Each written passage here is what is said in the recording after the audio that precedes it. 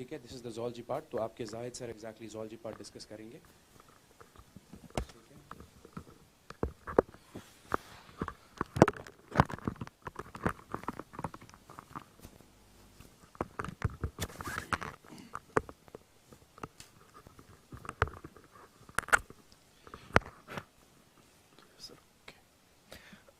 अस्सलाम वालेकुम dear students. तो जैसा कि बेटा आपको पता है, मैं यहाँ पे आपके साथ ज़ूलॉजी पार्ट जो नीट का आज का पेपर था, तो हम बेटा ज़ूलॉजी पार्ट को डिस्कस करेंगे। तो इससे पहले कि बेटा हम इसको डिस्कस करें यहाँ पे, तो सबसे पहले हम देखते हैं कि क्वेश्चंस किस तरीके के आए थे। थोड़ा बहुत बेटा उस पर हम गौर करेंगे। यहाँ पे अगर आप देखेंगे बेटा, तो पेपर एनालिसिस के हिसाब से ये आपके पास कंप्लीट पेपर एनालिसिस है। ठीक है बेटा, तो मेरे हिसाब से तो या सबके हिसाब से पेपर बायोलॉजी का तो काफी आसान आया था। तो अगर आप बेटा ध्यान से देखोगे तो जो आपका एनिमल किंगडम है बेटा, वहां से आपके 3 क्वेश्चंस आए थे। जो आपका स्ट्रक्चरल ऑर्गेनाइजेशन है बेटा, ठीक है, वहां से आपके 4 क्वेश्चंस आए थे। और इसी तरीके से बेटा सेल बायोलॉजी जो है, अगेन आपको हर कोई बोलता है बेटा, इससे 11 क्वेश्चन आए थे। इसी तरीके से बेटा ह्यूमन फिजियोलॉजी जो कि हमें पता होती है बहुत ज्यादा बेटा इंपॉर्टेंट है, 14 क्वेश्चंस आए थे। और हमेशा बेटा अगर आप देखोगे, आपको नीट फिनिशिंग टच सीरीज में भी बताया गया था सर ने कि बेटा ये बायोटेक जो है बेटा, इस पे भी नजर रख के जाना। तो 6 क्वेश्चंस बेटा यहां से आए थे। तो ये आपके पास कंप्लीट बेटा पेपर जो है, किस में से क्या क्वेश्चन आए थे, कितने क्वेश्चंस आए थे, वो आपके साथ बेटा यहां पे। अब बेटा मैं आगे बढ़ता हूं, चूंकि ये तो आप देख ही लोगे। यहां पे बेटे अगर आप देखोगे ओवरऑल हमारे पास जो पेपर एनालिसिस है, उसके हिसाब से एक्सपर्ट्स ने या हमारे यहाँ पे जो टीम है उन्होंने बताया बेटा कि जो 60% क्वेश्चंस है वो काफी सिंपल थे, 30% बेटा मॉडरेट थे, और खाली 10% क्वेश्चंस ऐसे थे बेटा जो टफ थे। ठीक है, तो बेटा विदाउट वेस्टिंग आवर टाइम हम स्ट्रेट फॉरवर्ड जाएंगे बेटा क्वेश्चंस की तरफ। तो चलिए बेटा, ये आपका पहला क्वेश्चन है। अगर आप बेटा गौर से देखोगे, बायोटेक्नोलॉजी में बेटा आपका एक क्वेश्चन आया गया है, during the purification process for recombinant DNA technology addition of chilled ethanol precipitates out. अगर आपको याद होगा बेटा, टेक्स्ट बुक पर भी लिखकर है, स्पूलिंग का प्रोसेस वहां पे डिस्कस किया हुआ है। तो जब हम बेटा चिल्ड इथेनॉल डालते हैं, तो वहां से बेटा प्रेसिपिटेट होकर आपके पास डीएनए आ जाता है। तो इसका ऑप्शन नंबर 1 होगा बेटा। क्लियर? चलिए बेटा आगे। अगर आप बेटा दूसरे क्वेश्चन की बात करोगे, वेरी इंपॉर्टेंट बेटा, again discussed in NEET finishing touch series, in gene gun method used to introduce alien DNA into the host cells, micro particles of dash metals are used. देखिए बेटा बहुत इंपॉर्टेंट है, gene gun method या biolistic method जिसे हम बोलते हैं बेटा, उसमें हम क्या यूज करते हैं। और आपको बार बार बेटा बोला जाता है कि जो टंगस्टन और गोल्ड की ब्लेड्स होती है, उसको बेटा हम यूज करते हैं। और अगर आपको याद होगा, ये ज्यादातर मेथड हम प्लांट्स में करते हैं। ठीक है, सो बेटा ये जो जीन गन मेथड है, आपको वहां पे खास तौर पे बताया गया है, टंगस्टन और गोल्ड जो है बेटा, उसकी ब्लेड्स हम यूज करते। तो ऑप्शन नंबर 2 बेटा, विदाउट वेस्टिंग आउट है। चलिए बेटा आगे, तीसरे क्वेश्चन पे नजर। बेटा अगेन बहुत ज्यादा फेमस, हमेशा बेटा हमारी जबान पे होता है। Among eukaryotes, replication of DNA takes place during which phase? और बेटा आपको पता है ये S फेज में होता है ना बेटा। अगर आप गौर से देखोगे G1S G2M, इसमें बेटा आपको S फेज पे हमेशा बताया जाता है कि डीएनए रेप्लिकेशन होती है। क्लियर? अगेन बेटा एक्सपेक्टेड और बहुत आसान। आगे बढ़ते हैं बेटा, एक्सप्रेस्ड सीक्वेंस टैग्स। बेटा again text book, expressed sequence tags refers to all the genes that are expressed as proteins, all the genes whether expressed or unexpressed, certain important expressed genes, all the genes that are expressed as RNA। ये बेटा आपके पास option number 4 है। ठीक है, और बेटा again text book का क्वेश्चन, स्ट्रेट फॉरवर्ड। चलिए आगे देखिए बेटा, अगर आप गौर से देखोगे, यहां पे एक और क्वेश्चन बायोटेक्स है। Upon exposure of UV radiation, DNA stained with ethidium bromide, जो कि हम डाई यूज करते हैं, विल शो। बेटा साफ साफ टेक्स्ट बुक की लाइन है, आपको अगर पता होगी बेटा, ये ब्राइट ऑरेंज कलर जो है बेटा, ये हमें नजर आता है। So option number 3 text book पर लिखकर है बेटा साफ साफ, और आपको बायोटेक में सिखाता है टीचर। ठीक है, जब हम इथेडियम ब्रोमाइड को लगाते बेटा डाई को, ऑटो रेडियोग्राफी अगर आपने पढ़ा है, वहां पे बेटा आपको टीचर ने जरूर बताया होगा कि वहां पे हमें जो बैंड्स नजर आते हैं वो ब्राइट ऑरेंज कलर के होते हैं। क्लियर? चलिए आगे। अगेन बेटा, which of the following states of meiosis involves division of centromere? बहुत आसान, बहुत ज्यादा आसान बेटा। अगर आपको पता होगी, जो मियोसिस है, मियोसिस 1 में तो होमोलॉगस क्रोमोसोम सेपरेट होते हैं, जबकि मियोसिस 2 में जो है बेटा सेंट्रोमियर टूट जाता है, सेंट्रोमियर स्प्लिट हो जाता है। तो मियोसिस 2 के किस फेज में? It's anaphase second. ठीक है, सो मियोसिस 2 तो है, लेकिन उसमें बेटा एनाफेज में जो है सेंट्रोमियर की स्प्लिटिंग हो जाती है, और एनाफेज 2 में बेटा आपके पास, शाबाश, आपके पास बेटा जो क्रोमोसोम्स है वो अलग हो जाते हैं। कैसे? सेंट्रोमियर स्प्लिटिंग की वजह से। किस फेज में? एनाफेज 2 में। तो option number 2 is correct. Clear? आगे चलिए बेटा गौर से देखिए, ये important. Cellulose does not form blue colour with iodine because, आसान है बेटा, इट्स अ हेलिकल मॉलिक्यूल। नहीं, it does not contain complex helix and cannot hold iodine molecule, it breaks down with iodine when iodine reacts with it, it's a disaccharide. देखिए बेटा ये important बात है। सबसे पहली बात, ये डाइसैकेराइड नहीं, इट्स अ पॉलीसैकेराइड। उसके बाद बेटा ये तो कोई सवाल ही नहीं होता, it breaks down when it reacts with it, नहीं बेटा, इट्स अ हेलिकल मॉलिक्यूल, नहीं बेटा, ये इंपॉर्टेंट है। अगर आप ग्लाइकोजन और स्टार्च की बात करते हो, वहां पे आपको बेटा हेलिकल स्ट्रक्चर्स मिलते हैं। आपको पढ़ाया होगा सर ने बेटा, एमाइलोस, एमाइलोपेक्टिन, एमाइलोपेक्टिन में ब्रांच्ड वगैरह या हेलिकल स्ट्रक्चर्स होते हैं एमाइलोस में, तो वहां पे बेटा ये आयोडीन ट्रैप हो जाता है, और इसकी वजह से बेटा आपको कलर मिलता है। क्लियर? सो इसमें बेटा अगेन ऑप्शन नंबर 2। चलिए आगे देखिए बेटा, the process of appearance of recombination nodules occur eight which stage of prophase 1 in meiosis. Important, very important. और आपको बेटा तब भी बोलते हैं टीचर्स कि जो पैचेटीन है, ये जो पैकेटीन स्टेज है, ठीक है, जो कि लॉन्गेस्ट फेज होता है, ठीक है, और बेटा यहां पे जो है आपके पास रिकॉम्बिनेशन नोड्यूल्स आते हैं। So option number 1 is correct. Recombination nodules किस स्टेज में आते हैं? पैकेटीन स्टेज में। आगे बढ़ो बेटा, आगे बढ़ो। चलिए बेटा ये देखिए बेटा, मैच द फॉलोइंग, बहुत आसान। इसमें अगर आप एक देखते बेटा, सारा खेल खत्म हो जाता है। देखिए क्विसेंट स्टेज, अगर आप गौर से देखोगे यहां पे एक फेज लिख कर है, इनएक्टिव फेज। सो सी का 2 होना चाहिए, और एक ही ऑप्शन है बेटा जहां पे सी का 2 है। I think this is done, है ना? बहुत आसान। उसके बाद ए का 4 आपको खुद ही समझ में आएगा बेटा, यहां पे ये देखिए। उसके बाद बेटा बी का 1 ये है बेटा। उसके बाद बेटा सी का 2 तो आ गया, G1, उसके बाद बेटा इसका 3 आएगा। क्लियर? तो option number 2 is correct. Very easy, बहुत आसान। ठीक है, आगे बढ़ते हैं। चलिए बेटा यहां पे नजर रखिए, question number 143, which of the following statements are correct about Klinefelter syndrome. ठीक है, क्लेनफिल्टर सिंड्रोम अगर आपको पता होगी, इट्स 44XXY, है ना? गौर से देखिए बेटा, अब ये एक extra Y chromosome, extra X chromosome है ना, ठीक है, मेल तो है वाई क्रोमोसोम की वजह से, लेकिन एक्स क्रोमोसोम एक्स्ट्रा है, इसकी वजह से इसमें फेमिनाइन कैरेक्टर्स डेवलप होंगे। ठीक है, तो इस पे नजर रखोगे। This disorder was discovered by Langdon down, नहीं बेटा वो तो डाउन सिंड्रोम है। उसके बाद such an individual has overall masculine development, however feminine development is also expressed, ये बेटा आपके पास है। The affected individual is short stature, नहीं बेटा टर्नर की बात नहीं हो रही। उसके बाद physical, psychomotor and mental development is, नहीं बेटा डाउन सिंड्रोम की बात नहीं हो रही। उसके बाद सच इंडिविजुअल्स आर स्टेराइल, ये बात भी इंपॉर्टेंट है बेटा, गौर से अगर आप देखोगे। सो इसमें अगर आप गौर से देखोगे तो इस क्वेश्चन का आंसर जो है बेटा, इसमें 2 ऑप्शंस है, बी एंड सी। ठीक है, तो आप खुद देखिए बी एंड सी, सॉरी ये बी एंड ई है ना, बी एंड ई, क्योंकि सच इंडिविजुअल्स आर स्टेराइल, तो ये बेटा ऑप्शन नंबर 2। ठीक, उसके बाद बेटा आगे बढ़ते हम without wasting our time. Main steps in the formation of recombinant DNA are given below. Arrange these steps in correct sequence. आपको पता है बेटा, बहुत आसान है। पहले तो हम बेटा जीन को आइसोलेट करते हैं, ठीक है ना। पहले तो बेटा आपको जीन ऑफ इंटरेस्ट या डिजायर्ड फ्रेगमेंट जो होगा, gene of interest, alien DNA जिसे हम बोलते हैं, उसको तो पहले बेटा आपको बाहर निकालना है।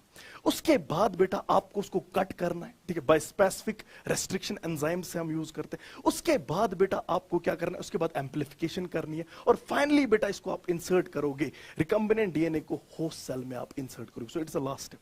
ठीक है, तो अगर आप गौर से देखोगे बेटा, पहले आइसोलेशन सी, फिर जाके बेटा कटिंग बी, फिर जाके बेटा एम्प्लीफिकेशन डी, फिर जाके बेटा insertion A. So C B D A, option number 2 is correct. Clear? आगे बढ़ो तो चले बेटा। Which of the following statements are correct regarding female reproductive cycles? गौर से देखिए बेटा, ये क्वेश्चन आपके साथ बहुत बार डिस्कस किया होगा। In non-primate mammals, cyclic chains during reproduction are called estrocycle. Yes बेटा, क्योंकि non-primates जो है, जो menstrual cycle है, वो फीचर होता है प्राइमेट्स का, ठीक है, monkeys, apes, ठीक है, और ह्यूमंस का, ठीक है। इनमें बेटा एक कैरेक्टरिस्टिक होता है क्या, मेंस्ट्रुअल साइकिल का। जबकि जो बाकी जानवर है, नॉन प्राइमेट्स है, उनमें एक दूसरा साइकिल होता है जिसे हम बोलते हैं एस्ट्रस साइकिल। ये आपके साथ बेटा यहां पे डिस्कस है, ठीक है। First menstrual cycle begins at puberty and is called menopause. नहीं बेटा, गलत है। तो ये आपके पास दूसरे ऑप्शन गलत है। लैक ऑफ मेंस्ट्रुएशन मे यहां पे बेटा देखिए may be indicative of pregnancy. हाँ बेटा सही है, may be. Cyclic menstruation extends between menarche and menopause. Yes, जो स्टार्ट होता है बेटा menstrual cycle that's called menarche, और जो एंड होता है बेटा menstrual cycle at the age of 45 to 50 उसको हम बोलते हैं बेटा मेनोपॉज। सो प्यूबर्टी से लेकर मेनार्की से लेकर मेनोपॉज तक ये आपके पास बेटा यहां पे दिखाया गया। सो अब देखिए मोस्ट अप्रोप्रिएट आंसर कौन कौन सा बेटा, इनमें से कौन कौन सा ठीक है? शाबाश, ए, सी और डी। ए, सी और डी, ऑप्शन नंबर 3 क्लियर। सो इसका ऑप्शन नंबर बेटा 3 होगा। Is this clear? आगे बढ़ते हैं। देखिए बेटा यहां पे देखियो, क्वेश्चन नंबर 152 की बात करूं तो आपको असर्शन रीजन का क्वेश्चन आया गया है या स्टेटमेंट्स का क्वेश्चन आया गया है। काफी ज्यादा आप स्टेटमेंट्स पूछे जाती है। Amniocentesis for sex determination is one of the strategies of reproductive and child health care programme. नहीं बेटा, गौर से देखिए, क्योंकि यहां पे लिखा है for sex determination is one of the strategies. अरे नहीं बेटा, एमनियोसेंटेसिस का काम सेक्स डिटर्मिनेशन नहीं होता, इससे तो ये बेन हो गया। ठीक है, इसको तो बनाया गया था ताकि फीटल में जो एबनॉर्मेलिटीज होती उसको डिटेक्ट किया जाए। नहीं तो अगर कोई सेक्स डिटर्मिनेशन के लिए इसको यूज करेगा उस पर तो बेटा बैन लग जाएगी। सो इंपॉर्टेंट बात है। उसके बाद ban of on the amniocentesis increases the means of. Yes बेटा, ये बात बहुत इंपॉर्टेंट है। अगर आप एमनियोसेंटेसिस को लीगलाइज करते हो, ठीक ऐसे ही बेटा सेक्स डिटर्मिनेशन के लिए, सेक्स आइडेंटिफाई करने के लिए फीटल सेक्स, तब तो बेटा बहुत ज्यादा फीटिसाइड होता था, फीमेल फीटिसाइड, तो उसको चक में रखने के लिए बहुत इंपॉर्टेंट था जो बैन हमने इस पे लगाई। सो ऑप्शन 2 तो बेटा करेक्ट है, लेकिन ऑप्शन फर्स्ट जो मुझे नहीं लग रहा है बेटा स्टेटमेंट सही है। क्यों? क्योंकि इसने बेटा इसको खास तौर पे किसके लिए रखा है? सेक्स डिटर्मिनेशन के लिए, जो कि इसकी स्ट्रेटजी मेन स्ट्रेटजी नहीं थी बेटा। सो मैं बोल सकता हूं इसमें ऑप्शन 1 जो है वो बेटा फॉल्स है, और यानी ऑप्शन ए जो है वो बेटा फॉल्स है, और आर जो है बेटा वो ट्रू है। सो ये आपके पास बेटा, so option number 3 is correct. Clear? आगे बढ़ते हैं। देखिए बेटा यहां पे अगर आप गौर से देखोगे, ये तो बेटा बॉटनी सेक्शन का है, पैरासिटिज्म, म्यूचुअलिज्म वगैरह। ये तो आपको वैसे सर ने बताया होगा, ये कुकू और ये जो क्रो नेस्टिस का है बेटा, इसको तो आपको पता है ब्रूड पैरासिटिज्म का नाम देते हैं। सो अगर मैं देखूं तो बी का सेकंड है, तो इसमें तो बेटा एक ही सॉरी वेट सो इसमें बेटा हमें और भी देखना होगा, कैटल, एरगेट बर्ड और कैटल इन द फील्ड। चूंकि बेटा अगर आप गौर से देखोगे यहां पे ये जो है बेटा ये तो आपके पास कंपटीशन आएगा सीधे, तो ये ऑप्शन बेटा आपके पास करेक्ट हो रहा है। ये बेटा फिर भी बॉटनी का क्वेश्चन है, तो बट स्टिल हमने यहां पे इसको देख लिया। आगे देखिए बेटा इंपॉर्टेंट है, वेरी इंपॉर्टेंट, नजर रखिए बेटा इस पे। देखिए अगर आप गौर से देखोगे 2 क्वेश्चंस आपके पास एक साथ आ रहे हैं। देखिए ये जो वाइटल कैपेसिटी का कंसेप्ट है, वाइटल कैपेसिटी का कंसेप्ट जो है बेटा, आपको हर कोई टीचर बोलता है कि रेजिडुअल वॉल्यूम के बगैर, रेजिडुअल वॉल्यूम के बगैर जो भी कैपेसिटीज होती है उन्हें हम बोलते हैं बेटा vital capacity. Now understand, so that means बेटा चाहे आप IRV की बात करो, चाहे आप ARV की बात करो, चाहे आप बेटा टाइडल वॉल्यूम की बात करो, ये सब मिला के अगर मैं सारे वॉल्यूम्स को मिलाता हूं तब तो टोटल लंग कैपेसिटी होता है। लेकिन अगर आप रेजिडुअल वॉल्यूम को छोड़ देते हो, जो बचता है बेटा that's called as vital capacity. मुझे लगता है आंसर आपके लिए रेडी है। तो IRV, ERV और TV, IRV, ERV और TV, ये देखिए बेटा ऑप्शन नंबर 3। सो ये बेटा इसका करेक्ट ऑप्शन है, इट्स वाइटल कैपेसिटी। क्लियर? सो नजर रखिए बेटा यहां पे। देखिए अब इंपॉर्टेंट है, which of the following which one of the following common sexually transmitted disease is completely curable when detected early and treated properly। देखिए बेटा यहां पे भी अगर आपको ट्रिक याद होगी, ट्रिपल H मतलब 3H। 3H का मतलब क्या है बेटा? हेपेटाइटिस हो, जेनेटल हर्पीज हो या HIV इन्फेक्शन हो, ये बेटा अगर आप पहले से ही भी देखोगे तब भी क्यूरेबल नहीं होती है। ठीक है, तो दैट मींस बेटा ये तो क्यूरेबल नहीं है हेपेटाइटिस बी, ये तो जेनेटल हर्पीज क्यूरेबल नहीं है, ये तो HIV इन्फेक्शन क्यूरेबल नहीं है। इसमें बचा एक ऑप्शन गोनोरिया, ये तो बेटा क्यूरेबल है अगर सही टाइम पे डिटेक्ट हो। तो ऑप्शन नंबर 1 आएगा बेटा इसमें, और इसमें ऑप्शन नंबर 3 आएगा। Is this clear? चले बेटा आगे बढ़ते हैं। अब बेटा यहां पे देखिए वेरी इंपॉर्टेंट, नजर रखिएगा बेटा। देखिए CCK है आपके पास, ठीक है, कोलिसिस्टोकाइनिन। अगर आप देखोगे यहाँ पे टारगेट्स भी दिखाए गए कहीं पे, और कहीं पे बेटा मेन जहां पे एक्ट करता है वहां पे दिखाया गया है। अगर आप CCK की बात करोगे, कोलिसिस्टोकाइनिन, ये बेटा पैनक्रियाज, ठीक है, पैनक्रियास से निकलता है। या इसी तरीके से अगर आप जीआईपी की बात करोगे, गैस्ट्रिक इनहिबिटरी पेप्टाइड, ये बेटा आपके पास गैस्ट्रिक ग्लैंड से यहां पे है। और इसी तरीके से बेटा एएनएफ जो है, एट्रियल नाट्रियूरेटिक फैक्टर, ये हार्ट के साथ आप यहां पे लगाओगे। और इसी तरीके से बेटा जो एडीएच है, एंटी डायूरेटिक हार्मोन, ये आप किडनी के साथ रखोगे। तो ए का आएगा बेटा 4, ए का 4। इसी तरीके से बेटा बी जो है इसका आएगा 3, सो ए का 4, बी का 3, सी का बेटा आपके पास आएगा 2 और डी का आएगा 1, यानी ऑप्शन नंबर 4 इज करेक्ट। इसमें कोई परेशानी? आगे बढ़ते हैं बेटा। Match list 1 with list 2। देखिए बेटा, अगर आप गौर से देखोगे, रिंग वर्म ऑब्वियसली ट्राइकोफाइटॉन, सो ए का आएगा 2, ठीक। इसी तरीके से बेटा फिलारिएसिस, अगर आप गौर से देखोगे, वुचेरेरिया बेनक्रॉफ्टाई, सो बी जो है बेटा इसका आएगा 3, ठीक। इसी तरीके से बेटा मलेरिया, मलेरिया अगर आपको पता होगा, मोस्ट कॉमन मलेरिया जो है दैट्स काज्ड बाय, शाबाश, प्लाज्मोडियम विवेक्स। हालांकि इसकी 4 स्पीशीज होती है, Plasmodium vivax, Plasmodium ovale, Plasmodium falciparum, Plasmodium malariae, ठीक है। सबसे कॉमन जो होता है दैट्स प्लाज्मोडियम विवेक्स, पढ़ाया होगा आपको टीचर ने। सो दैट मींस बेटा अगर आप प्लाज्मोडियम की बात करते हो, मलेरिया की बात करते हो, इसको आएगा बेटा 4th।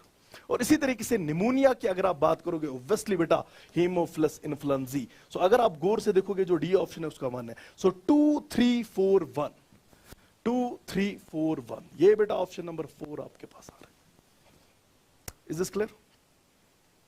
बहुत आसान है, बहुत ज्यादा आसान है। चलिए अब बेटा ये देखो, ये तो मतलब इसको तो हम हलवा क्वेश्चन कहेंगे। एक ऑप्शन देख लो, खत्म। पी वेव, चिल्ला चिल्ला के आपको बेटा टीचर बताता है, पी वेव जो है that represent depolarization of atria. So अगर डिपोलराइजेशन ऑफ एट्रिया है, एक अगर 3rd आया क्वेश्चन इसी के साथ बेटा डेड। ये बेटा आपके पास ऑप्शन नंबर 4 आ रहा है, ठीक। बाकी तो आपको पता होगी क्यू वेव क्या रिप्रेजेंट करता है, क्यूआरएस कॉम्प्लेक्स क्या रिप्रेजेंट करता है, टी वेव क्या रिप्रेजेंट करता है। टाइम आप यहां से बहुत बचा सकते थे। सो अगर आप इस साल के स्टेटमेंट्स देखोगे और पिछले साल के स्टेटमेंट्स देखोगे, बहुत बड़ा फर्क है। एक से सारे सॉल्व होते थे, लेकिन पिछली बार बेटा तीनों ऑप्शंस डिफरेंट होती थी।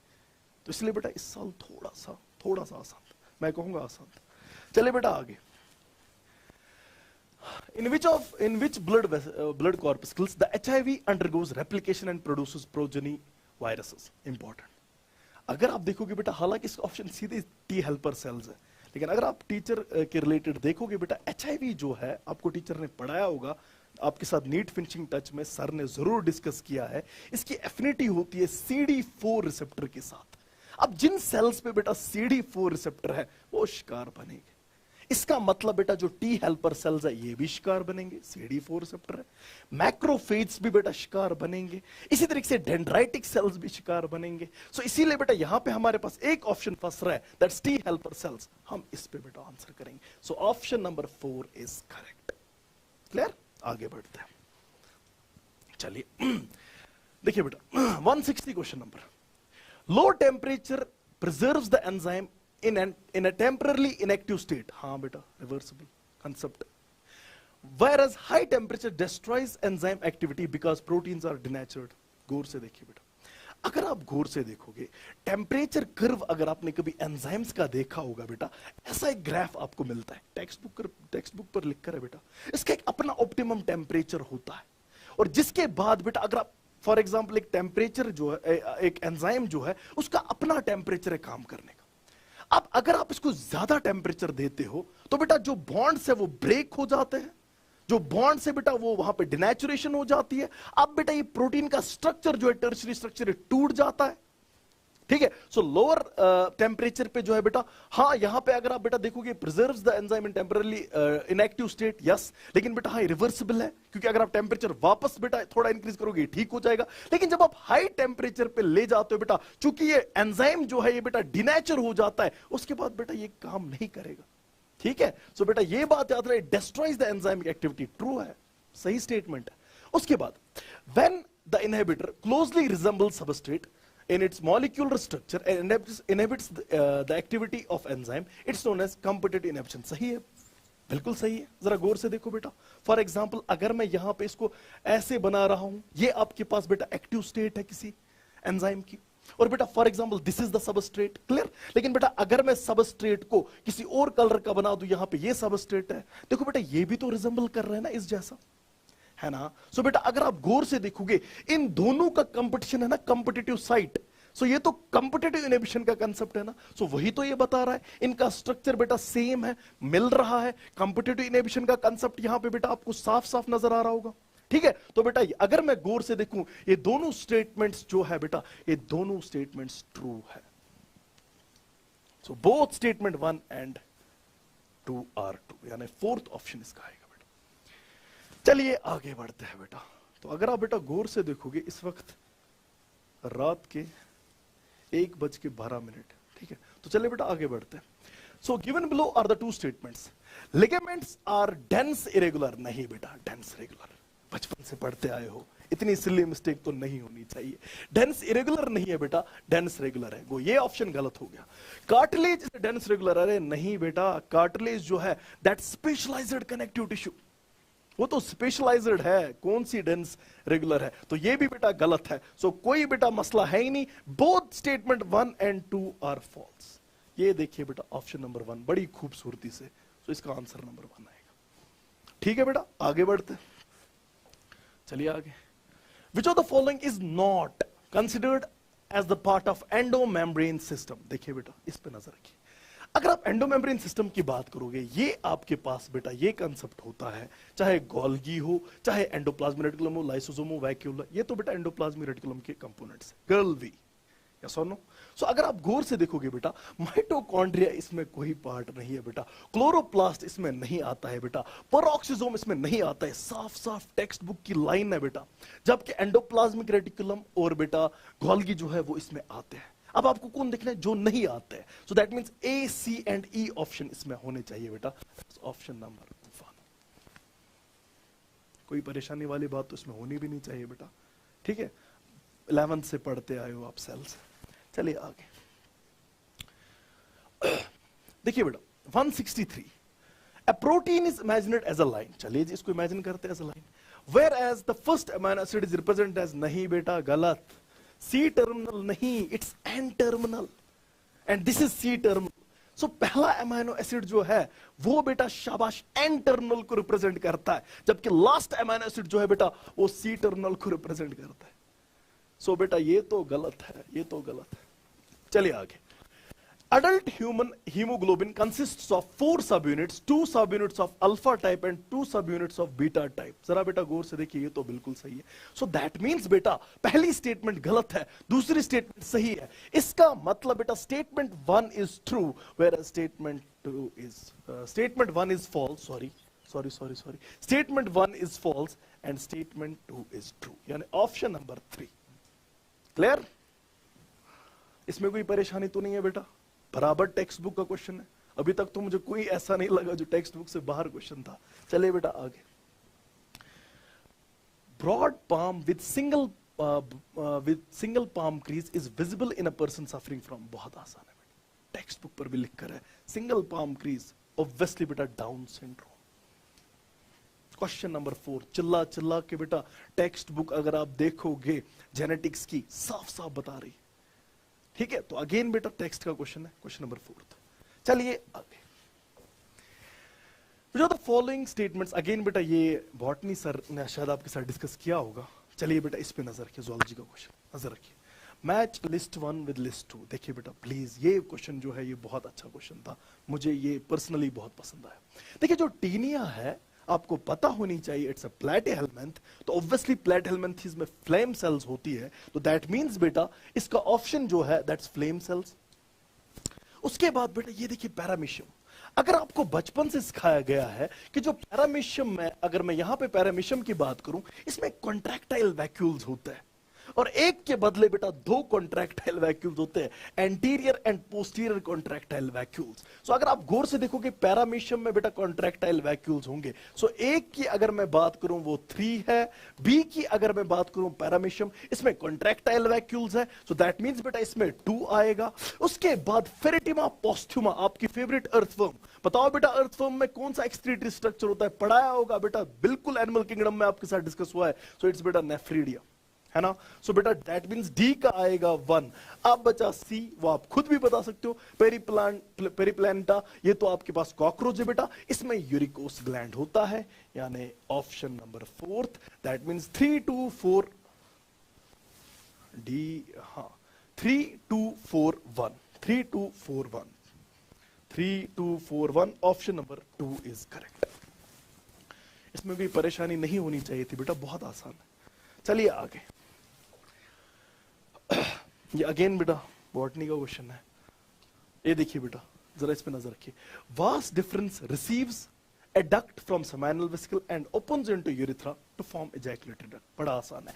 अगर आपको पता होगी बेटा, अगर ये टेस्टिस है, ये सपोज बेटा एपिडिडाइम्स है, ये वास्ट डिफरेंस है, ये आपके पास बेटा सेमाइनल वेसिकल्स है। जब सेमाइनल वेसिकल की डक्ट जो है वो जुड़ती है वास्ट डिफरेंस के साथ, बार बार आपको बताया जाता है यहां पे बनता है इजैकुलेटरी डक्ट, है ना। और बेटा ये आपके पास इजैकुलेटरी डक्ट यहां पे लिखकर है, बिल्कुल सही है, कोई परेशानी वाली बात नहीं है। अच्छा, the cavity of cervix is called cervical canal which along with vagina is called birth canal. सच तो है, ट्रू तो है, कोई परेशानी नहीं है। Cervix along with vaginal canal is called birth canal, ये भी तो बिल्कुल सही है। So that means statement 1 and 2 जो है ये दोनों बेटा सही है, कोई परेशानी नहीं है, both the statements are correct. ये आपके पास ऑप्शन नंबर 4 है। Is this clear? I hope बेटा ये आपके पास समझ में आ रहा है आपको ये चीज, ये तो बहुत आसान है। चलिए बेटा, radial symmetry is not, not को देखो बड़ा बड़ा लिख कर है, not is not found in the adults of phylum. देखिए बेटा बहुत इंपॉर्टेंट है, इकाइनोडर्मैट्स पे लाइन है, साफ साफ लाइन आपकी टेक्स्ट बुक की है बेटा, इसीलिए बार बार आपको टीचर क्या बोलता है, एनिमल किंगडम में टेक्स्ट पे ज्यादा फोकस करो। जो इकाइनोडर्मैट्स है उसमें उल्टा होता है बेटा, गौर से देखना। अगर आप एडल्ट्स की बात करते हो बेटा, वहां पे जो लार्वा होते हैं उनमें बायलेटरल सिमेट्री होती है, जबकि एडल्ट्स में शाबाश रेडियल सिमेट्री होती है। लेकिन यहां पे एडल्ट्स में रेडियल सिमेट्री नहीं देखनी है। सीलेंट्रेटा और टीनोफोरा दोनों में रेडियल सिमेट्री होती है, बचपन से पढ़ा है बेटा आपने, ठीक है। इसके अलावा इकाइनोडर्मेटा के एडल्ट्स में भी रेडियल सिमेट्री है, बचा खाली एक, दैट्स हेमिकॉर्डेटा। हेमिकॉर्डेटा में बेटा रेडियल सिमेट्री नहीं होती है, bilateral symmetry. So I hope it's clear। यहां पे बेटा बायलेटरल सिमेट्री होती है इसमें। I hope it's clear। आगे बढ़ते हैं बेटा विदाउट वेस्टिंग आवर टाइम। देखिए बेटा अगेन बहुत ही आसान क्वेश्चन। देखिए पेप्टिक सेल्स की बात की थी, आपको पता होनी चाहिए 11th क्लास से।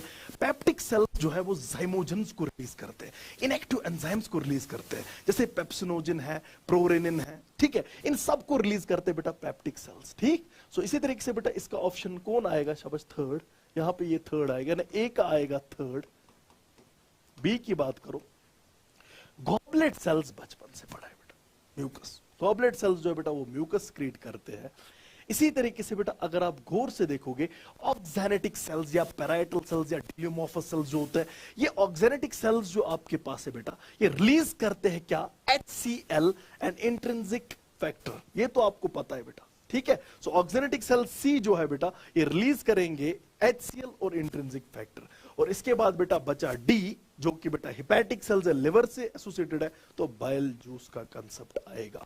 सो ऑप्शंस बेटा गौर से देखिए, third first fourth second, third first fourth second, option number 2 is correct. I hope बेटा इट्स क्लियर। आगे बढ़ते हैं। देखिए बेटा ये क्वेश्चन भी आपके साथ डिस्कस हुआ है, ठीक है। ये क्वेश्चन भी आपके साथ अच्छे से बेटा सारे क्वेश्चंस डिस्कस हुए नीट फिनिशिंग टच में। देखिए अगर आप फोविया की बात करोगे, देखिए फोविया पे हम हमेशा बात करते हैं। जो फोविया है बेटा ये सबसे इंपॉर्टेंट पॉइंट होता है आपकी आंख में, ठीक है, point of greatest visual equity और रेजोल्यूशन, क्योंकि इसमें खाली कोन्स होते हैं, पढ़ाया गया है बेटा, रॉड्स नहीं होते, ठीक है। सो ए का तो आया बेटा क्या, थर्ड ऑप्शन। जबकि ब्लाइंड स्पॉट तो कोई भी जज कर सकता था। ब्लाइंड स्पॉट वो जगह होती है बेटा शाबाश जहां पे ना तो रॉड्स होते हैं ना तो कोन्स होते हैं, और इसी जगह से तो ऑप्टिक नर्व बाहर निकलती है। सो अगर आप गौर से देखोगे बेटा, ये देखिए point where optic nerve leaves the eyeball and photoreceptor cells are absent, so blind spot C है बेटा। C का आएगा फोर्थ। पहले देखो आप बेटा, इससे आपका सॉल्व तो नहीं होगा। A का 3, एक ही से बेटा सॉल्व हो रहा है ना। C का 4, B का 1 और D का 2, यानी option number 4 is correct. Is this clear? चलिए बेटा आगे चलते।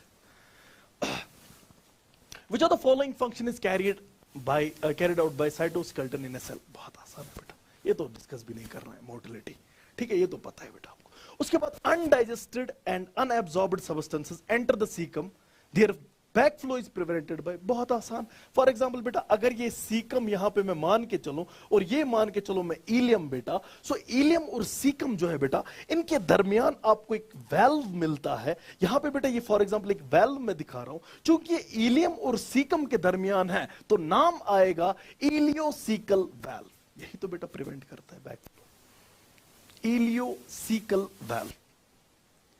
That's it. So option number 1 इसका आएगा, ऑप्शन नंबर 2 बेटा इसका 172 का आएगा। Is this clear? चलिए बेटा आगे।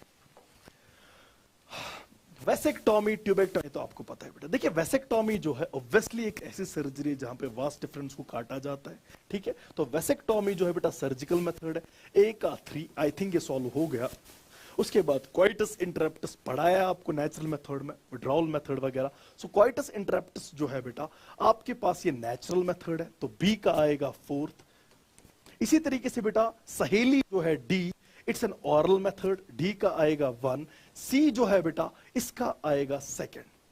सो दैट मींस 3 4 2nd 1, 3 4 2nd 1। ये बेटा आपके पास ऑप्शन नंबर 1 है। बड़ी खूबसूरती से ऑप्शन नंबर 1। चलिए आगे। देखिए बेटा मैच लिस्ट 1 विद लिस्ट 2, बहुत आसान अगेन, क्योंकि इसमें भी बेटा अगर आपको एक ऑप्शन पता चल जाए या 2 ऑप्शंस पता चल जाए आपका काम बन जाएगा। देखिए सैडल पे हम चिल्ला रहे होते हैं, saddle joint saddle joint saddle joint, क्योंकि ये पता होती है बेटा, ये पूछा जाएगा। सैडल जॉइंट अगर आप देखोगे बेटा, ये आपका थंब है बेटा, ठीक है। अगर आप गौर से देखोगे between the carpal and metacarpal of thumb there is saddle joint. So D का आएगा 3rd, डी का आएगा 3rd, डी का 3rd खाली एक ऑप्शन में है। थोड़ा सा बेटा स्मार्टनेस का यूज किया करो। अगर आपको कभी चीजें नहीं पता है, हालांकि बेटा सबको बॉल एंड सॉकेट पता होती है, ठीक है, सबको बेटा बॉल एंड सॉकेट पता होती है, सबको बेटा इसी तरीके से फाइब्रस जॉइंट तो सबको पता होती है, ये स्कल के बोन्स में होता है, ये देखिए बेटा यहाँ पे, ठीक है। तो ये तो बेटा सबको, अगर आप एक ऑप्शन को देख लेते हो, डी ऑप्शन अगर सैडल को याद रखता है बहुत टाइम बचा सकता है। सो डी का 3rd आएगा, यानी इसका ऑप्शन नंबर 1 आएगा। आगे बढ़ते हैं बेटा without wasting our time.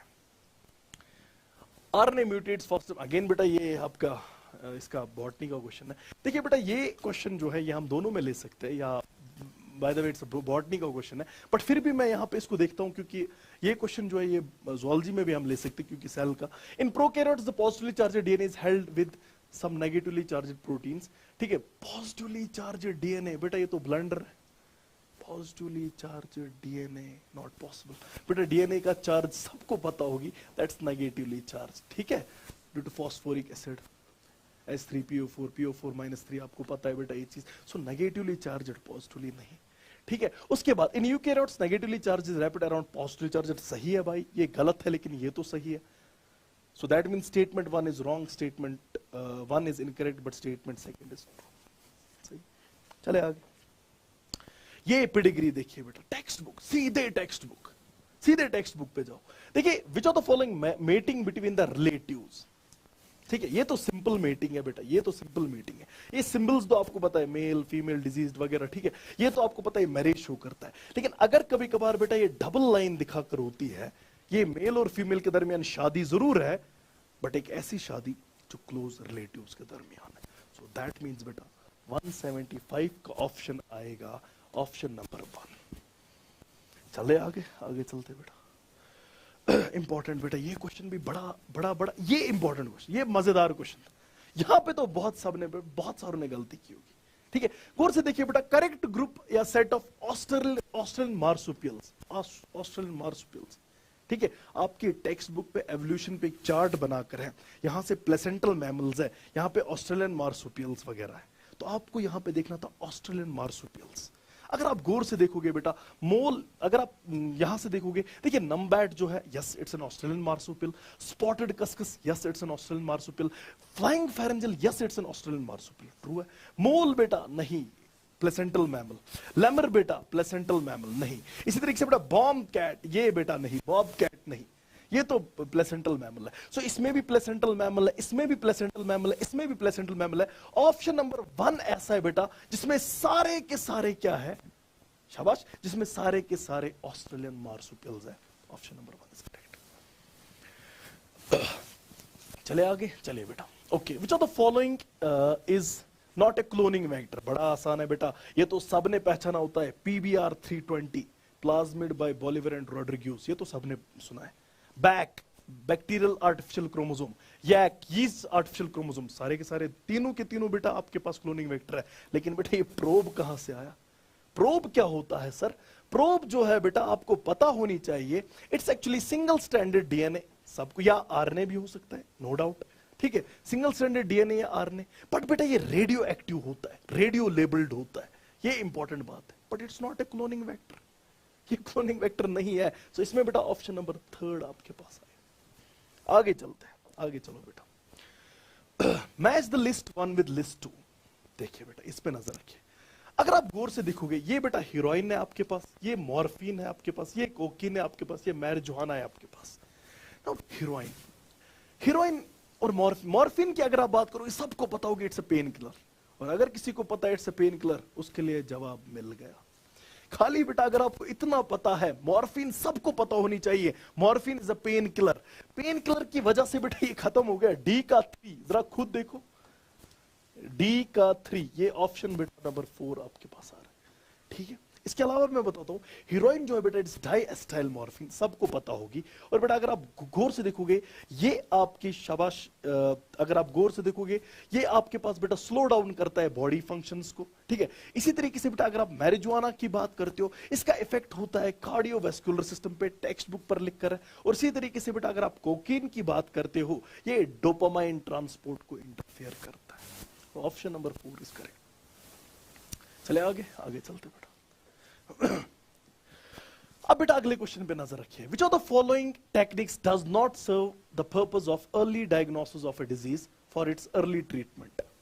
Early treatment again biotech, biotech में आपको साफ साफ लिख कर है बेटा मॉलिक्यूलर डायग्नोसिस में, क्या कि अगर आप गौर से देखोगे बेटा, जब आप किसी डिजीज को पहले ही डायग्नोज करते हो, पहले ही चाहते हो कि अर्ली स्टेज में डायग्नोज हो, तो आपको बेटा या तो रिकम्बिनेंट डीएनए टेक्नोलॉजी का सहारा लेना होगा, या तो बेटा आपको एंजाइम लिंक्ड इम्यूनो इलाइसा का यूज करना होगा, एंजाइम लिंक्ड इम्यूनोसॉर्बेंट ऐसे, या तो बेटा आपको पीसीआर का यूज करना होगा, पॉलीमरेज चेन रिएक्शन। लेकिन बेटा ये जो है, ये आपको बेटा नो डाउट ये आपको डिटेक्ट करके देगा, बट अर्ली डायग्नोसिस नहीं, लेट। So that means बेटा इसमें एक ही ऑड वन आउट है, सीरम एंड यूरिन एनालिसिस, ये बेटा ऑप्शन नंबर 1 बने। चले आगे, आगे चलते बेटा।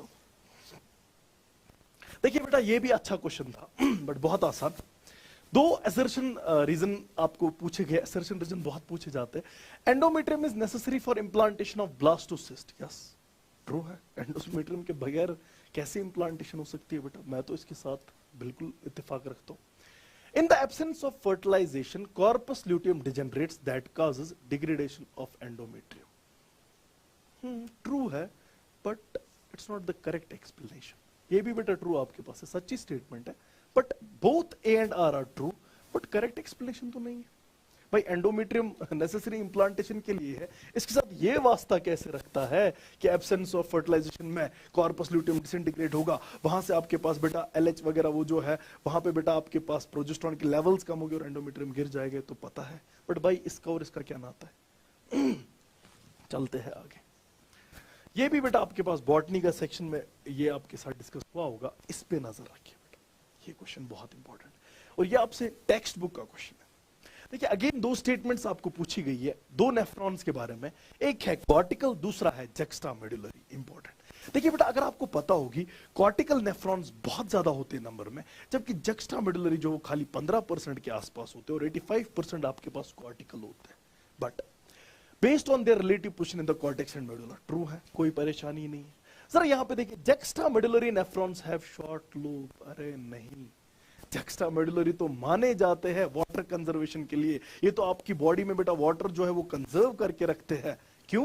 लूप ऑफ हेनली इनका बहुत लंबा होता है, जबकि कॉर्टिकल न्यूरॉन्स का लूप ऑफ हेनली शॉर्ट होता है। यहां तो उल्टी बेटा गंगा बह रही। सो दैट मीन्स अगर आप गौर से देखोगे cortical nephrons have longer loop of Henley, नहीं बेटा शॉर्टर। सो दैट मीन्स ये गलत है बेटा, दैट मीन्स ऑप्शन ए जो है वो ठीक है, बट ऑप्शन आर जो है वो फॉल्स है।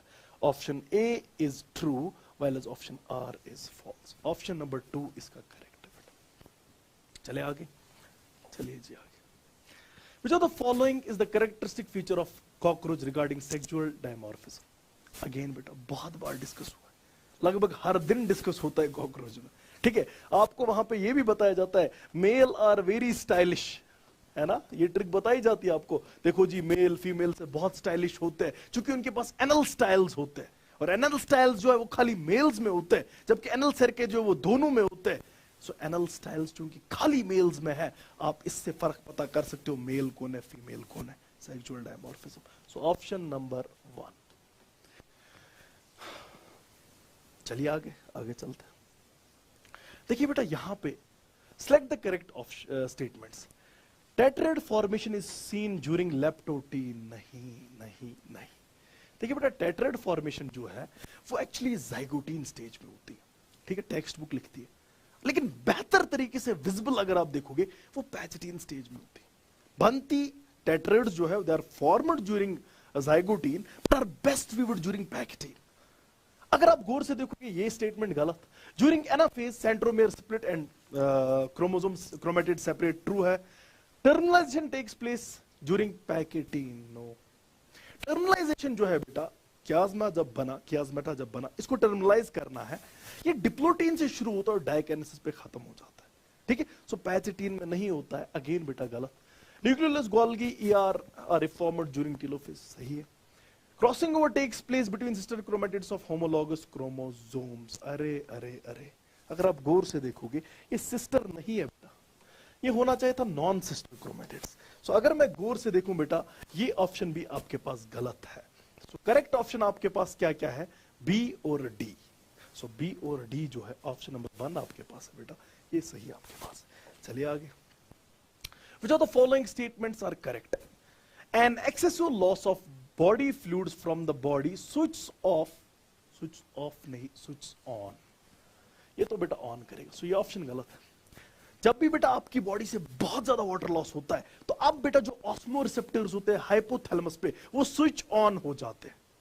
ठीक है, और वहां से बेटा फिर अगर आपने सुना होगा, ठीक है, आपको पता होगी सन एंड पवन की कहानी. ठीक है, पैरावेंट्रिकुलर न्यूक्लियर या बेटा सुप्रा ऑप्टिक न्यूक्लियर. ठीक है, और आपको इतना भी पता होगी बेटा जो सुप्रा ऑप्टिक न्यूक्लियर होता है वहां से बेटा फिर जाके एडीएच आ जाता है. सो बेटा उसके बाद ADH facilitates water reabsorption to prevent diuresis. Yes true, ये तो डायूरेसिस को प्रिवेंट करता है, इसीलिए तो नाम है एंटी डायूरेटिक हार्मोन एडीएच. क्यों? क्योंकि डायूरेसिस होने नहीं देता है.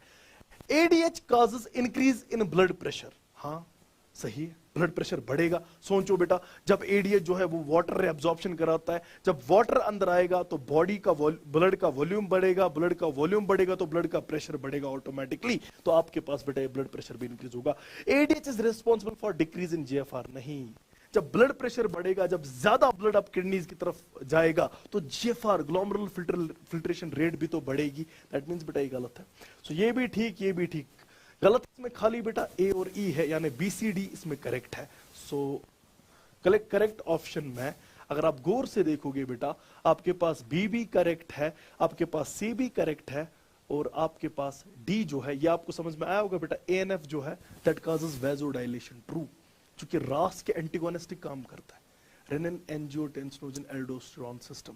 जब बेटा आपके पास रास रेनिन निकलता है तो उसको बेटा अगेंस्ट काम कर, रास जो है वो वैसोकंस्ट्रिक्शन में मदद करता है, और बेटा उसके अगेंस्ट काम कराने के लिए एएनएफ हार्ट से निकलता है एट्रियल नाइट्रियूरेटिक फैक्टर या एट्रियल नाइट्रियूरेटिक पेप्टाइड जो बेटा वैसोडाइलेशन कराता है. सो दैट मींस बेटा इसमें ऑप्शन नंबर बी भी ठीक है, सी भी ठीक है और डी भी ठीक है. सो बी सी डी मतलब ऑप्शन नंबर 1 इज करेक्ट. आगे. During G0 phase of cell cycle, during G0 phase of cell cycle, the cell is metabolically inactive. नहीं नहीं नहीं नहीं, ये inactive कैसे होगा? During G0 phase of cell cycle, आपके टेक्स्ट बुक पे साफ साफ लिख कर है, वहां पे metabolically active होता है. So बेटा स्टेटमेंट 1 गलत. The centrosome undergoes duplication during S phase of interphase. हाँ ये तो सही है. So that means statement 1 is wrong, statement 2 is correct. Statement 1 is wrong, statement 2 is correct. So आपके पास जो statement 1 है that's incorrect, जबकि statement 2 जो है वो correct है. ऑप्शन नंबर 3 आगे चले. चलते हैं। Which of the following is not the advantage of inbreeding? देखिए बेटा, इसमें आपके पास it expose harmful recessive genes नहीं, elimination of less desirable genes नहीं, ये बेटा आपके पास it decreases the productivity of inbreed population after continuous inbreeding। ये आपके पास बेटा इसमें क्वेश्चन, ये इसमें आपके पास ऑप्शन आएगा। सो ऑप्शन नंबर 3 इसका आंसर है। चलिए आगे, बहुत रात हो गई है बेटा इसीलिए थोड़ा तेज चलना होगा। ये तो बेटा बॉटनी है, ये भी आपने देखा। आप बेटा यहाँ पे देखिए, इस क्वेश्चन पे नजर रखिए। Which of the following is not under the control of thyroid hormones? देखिए बेटा, जब आप थायराइड हार्मोन्स की बात करते हो, वाटर और इलेक्ट्रोलाइट बैलेंस तो वो करता है, टेक्स्ट बुक पर लिख कर है। उसके बाद आपके पास जो बीएमआर होता है, बेसल मेटाबॉलिक रेट जो है, वो भी तो बेटा इससे रेगुलेट होती है। Normal rhythm of slip wake cycle नहीं बेटा, इसके साथ इसका कोई नाता नहीं है। पेनल ग्लैंड, ठीक है, इसके साथ बेटा कोई नाता नहीं। उसके बाद development of immune system, again बेटा कोई नाता नहीं है डेवलपमेंट के साथ। हाँ बेटा, माइल्ड जब आप देखते हो, ये आरबीसी प्रोडक्शन में मदद करते हैं, माइल्ड आरबीसी प्रोडक्शन में, ये भी ठीक है। सो बेटा अगर आप रोल देखो, विच of the following is not under the control, not. So not में अगर आप देखोगे बेटा सी और डी आएगा, सो दैट मीन्स बेटा इसमें ऑप्शन नंबर 2 आपके पास आ रहा है। आगे देखिए, ये तो आपको हर कोई बताता है। यूनिक कैरेक्टर्स क्या होते हैं? मैमेलियन यूनिक कैरेक्टर्स, इसमें बेटा हेयर्स होते हैं, इसमें बेटा इसी तरीके से पिन्ना होता है, इसमें मेमोरी ग्लैंड्स होते हैं। ये तीनों जो है बेटा ये यूनिक कैरेक्टर्स है, किसके? मैमल्स के। तो ऑप्शन नंबर 1। आगे देखिए बेटा, यहां पे which of the following statements are correct regarding skeletal muscles? Muscle bundles are held together by collagenous connective tissue layer called fascicle। नहीं बेटा, फैसिकल नहीं होता है, फैशिया होता है। अगर आप टेक्स्ट बुक को भी देखोगे, यहां पे बेटा फैशिया लिखकर है, सो ये ऑप्शन गलत। आगे sarcoplasmic reticulum, yes it's a store house of calcium, बहुत सही है। Striated muscles of skeletal fibre is due to the distribution pattern of actin and myosin, true है, कोई शक ही नहीं है इसमें, तो सबको पता है। M line is considered as the functional unit of contraction called sarcomere, अरे नहीं बेटा ये तो गलत है। सो दैट मींस आपको देखना है which of the following statements are correct। Correct में तो दो ही है बेटा, बी और सी, तो बी और सी आपके पास यहां है, तो ऑप्शन नंबर 1 जो है आपके पास, ऑप्शन नंबर 1। हाँ बेटा यही तो सही है। आगे चलते हैं, which of the following statements are correct? देखिए, जो बेजोफिल्स है ये मोस्ट एबंडेंट है, नहीं बेटा लीस्ट होता है, मोस्ट एबंडेंट नहीं, neutrophils are most abundant, option गलत। Basophils create histamine, serotonin and heparin, सही है बेटा, टेक्स्ट बुक का पॉइंट है। Basophils are involved in inflammatory response, सही है बेटा, अगेन बहुत इंपॉर्टेंट, इन्फ्लेमेशन में ये बहुत मदद करते हैं। Basophils have kidney shaped nucleus, नहीं बेटा, बेजोफिल्स में एस शेप्ड न्यूक्लियस होता है, किडनी शेप्ड नहीं। बेजोफिल्स आर एग्रेनुलोसाइट्स, नहीं बेटा, अगर आपको कोड भी याद होगा, गुलाम नबी आपको बताते, ठीक है, G for granulocyte, N for neutrophil, A for eosinophil, B for basophil, so ये granulocytes है। So ये बेटा आपके पास नहीं आएगा। So that means इसमें खाली बेटा 2 ऑप्शंस करेक्ट है, B और C। So B और C बेटा सेकंड ऑप्शन इसमें आएगा। तेज जा रहा हूं क्योंकि आपको पता है बहुत रात हो गई। चलिए बेटा, ये भी आपके पास है बॉटनी का क्वेश्चन, ये तो वहां पे आपने किया। अब बेटा ये देखिए, the parts of human brain that helps in regulation of sexual behaviour, expression and excitement, pleasure वगैरह। लिम्बिक सिस्टम का क्वेश्चन है बेटा आपके पास, नर्वस सिस्टम से। सो अगर आप वहां पे देखोगे, इसमें बेटा मेन काम लिम्बिक सिस्टम का होता है, और बेटा हाइपोथैलेमस भी तो इसमें आता है। तो अगर आप गौर से देखोगे, वहां पे भी आपको बेटा पढ़ाया गया अलग लिम्बिक सिस्टम में, जो सेरेब्रम के इनर पार्ट्स होते हैं, या जो हाइपोथैलेमस और लिम्बिक सिस्टम है, वो इकट्ठे देखकर बेटा जो है ये सारी चीजें सेक्सुअल बिहेवियर, एक्सप्रेशन वगैरह देखता है। तो इसमें बेटा ऑप्शन नंबर 4 इंपॉर्टेंट है, लिम्बिक सिस्टम एंड हाइपोथैलेमस। आगे चलते हैं, देखिए बेटा ये भी बहुत आसान क्वेश्चन है, अगेन टेक्स्ट बुक।